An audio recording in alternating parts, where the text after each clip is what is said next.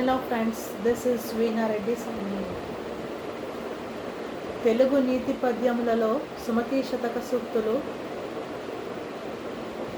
చాలా ప్రాచుర్యం పొందింది. కొన్ని వందల ఏళ్ల నుంచి కూడా తెలుగు జాతి నుడి భాషలో, నడవడికలో ఈ తెలుగు పద్యములు చాలా ప్రశస్తిగాంచినవి, ఎందరికో మార్గదర్శకం చూపింది. శ్రీరాముని దయచేతను నారూఢిగా సకల జనులు నౌరాయనగా, ధారళముగా నీతులు నోరూరగ జవులు పుట్ట నుడివెద సుమతి. శ్రీరామచంద్రుని దయచేత ప్రజలందరూ మెచ్చుకొనగా, నోరూరగా చెవులు రసాలు రగా సూక్తులు వక్కాణించగా వినము సుమతి. కనకపు సింహాసనమున శునకము కూర్చుండబెట్టి శుభలగ్నమునన్ దొనరగ పట్టము గట్టిన వెనుకటి గుణమేలమాను వినురా సుమతి. బంగారు సింహాసనం మీద ఒక శునకం అంటే కుక్కను కూర్చోబెట్టి దానికి మంచి ముహూర్తంలో దానికి పట్టం కట్టి సకల పదార్థాల తీపి భోజనం పెట్టి వేచి చూచిన శునకము తోక ఆడించుట మానదు,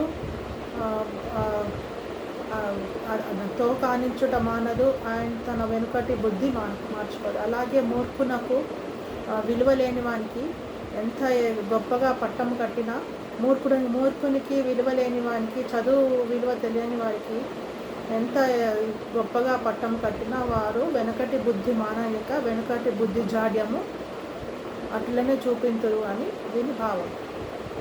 చీమలు పెట్టిన పుట్టలు పాముల కిరవైన ఎట్లు పామరుడు తగన్, హేమంబు కూడబెట్టిన భూమీషుల పాలు చేరు భూమిలో సుమతి.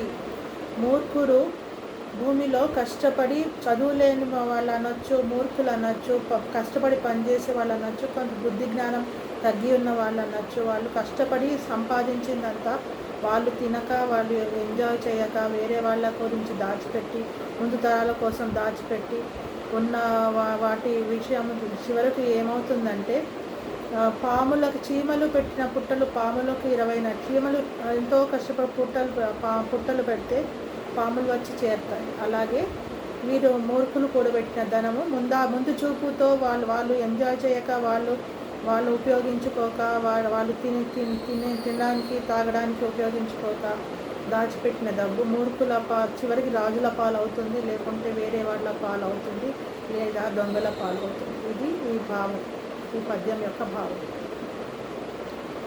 తలయందు విషము ఫణికిని వెలయంగ తోక నుండు వృశ్చికమునకున్, తలతోక ఎనకయొండును కలునకు నిలవెల్ల విషము గదరా సుమతి. విషము పాముకు తలలో ఉంటుంది. అలాగే వృశ్చికము అంటే తేలుకు తోక భాగంలో ఒక పియర్సింగ్ టచ్ ఉంటుంది. కానీ కలునకు అంటే నీచునకు చెడ్డవానికి, బాగా ఆశపోతూ ఉన్న మనిషికి విషము నిలువెల్లా ఉంటుంది. అంటే తను బాగుపడాలి, వేరే వాళ్ళు బాగుపడకూడదు అనే బుద్ధి గల కలునకు విషము నిలువెల్లా ఉంటుంది అని దీని భావం. పుత్రోత్సాహము తండ్రికి పుత్రుడు జన్మించినప్పుడు పుట్టదు, జనులా పుత్రుని కనుగొని పొగడగ పుత్రోత్సాహంబు నాడు పొందుర సుమతి. పుత్రుడు పుట్టగానే చాలా గొప్ప వేడుకలు చేసి,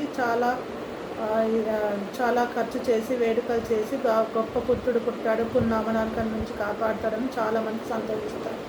ఆ సంతోషం కంటే కూడా అదే పుత్రుడు గొప్పవాడై, పెద్దవాడై, నలుగురికి తెలివి చేసి, నలుగురికి మేలు చేస్తూ, మంచి పొజిషన్లో ఉండి, మంచి సేవా తత్పరుడై, తల్లిదండ్రులకు సేవ చేస్తూ, వంశగౌరవం కాపాడుకుంటూ తన పేరు నిలబెట్టినప్పుడు తండ్రికి ఇంకా 100 రెట్లు సంతోషం కలుగుతుంది.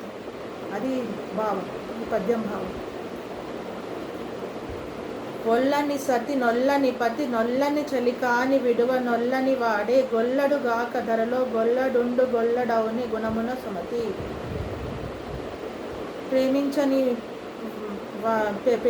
భార్య, ప్రేమించని యజమాని, ప్రేమించని స్నేహితుడు అంటే విలువలు తెలియని ముగ్గురిని ఎంత తొందరగా వదిలించుకుంటే అంత మంచిది అని పద్యం భావం.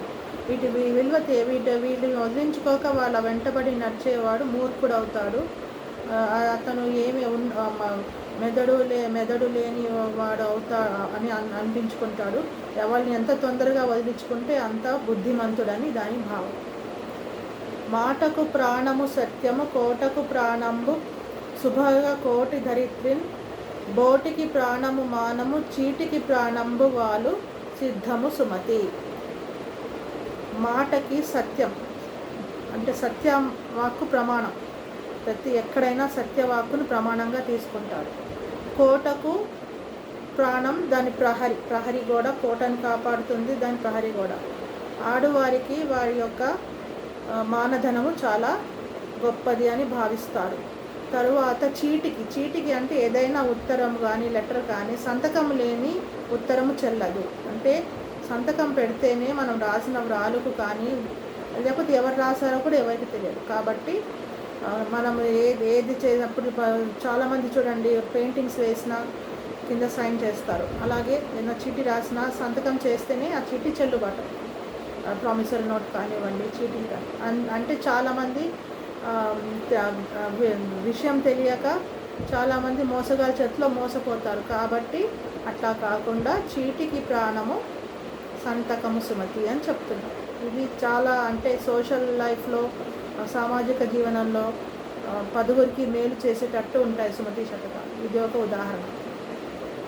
ఉపకారికి ఉపకారము నెప విపరీతము కాదు సేయ వివరింపంగన్, అపకారికి ఉపకారము నెపమెన్నగ సేయువాడే నేర్పరి సుమతి. ఉపకారికి ఉపకారం చేయడం గొప్పగా, కానీ తనకు అపకారం చేసేవాడికి కూడా మనసులో ఏం పెట్టుకోకుండా లెట్ ఇట్ గో అంటే పోనీ వాడిని క్షమించేసేసి వాడికి కూడా అవసరం వచ్చినప్పుడు వాడికి ప్రాణదానమో ఉపాయదానమో లేదా ధన సహాయమో చేసి వాడిని కూడా గొప్పగా పైకి తెచ్చేవాడే గొప్పవాడు సుమతి అని చెప్తున్నాడు. అంటే ఆ ఉపకారికి అంటే గివ్ అండ్ టేక్. ఉపకారికి ఉపకారం, నువ్వు తీసుకున్న ఉపకారం మళ్ళీ తీస్తావు, అది ఇట్స్ నాట్ ఇష్యూ.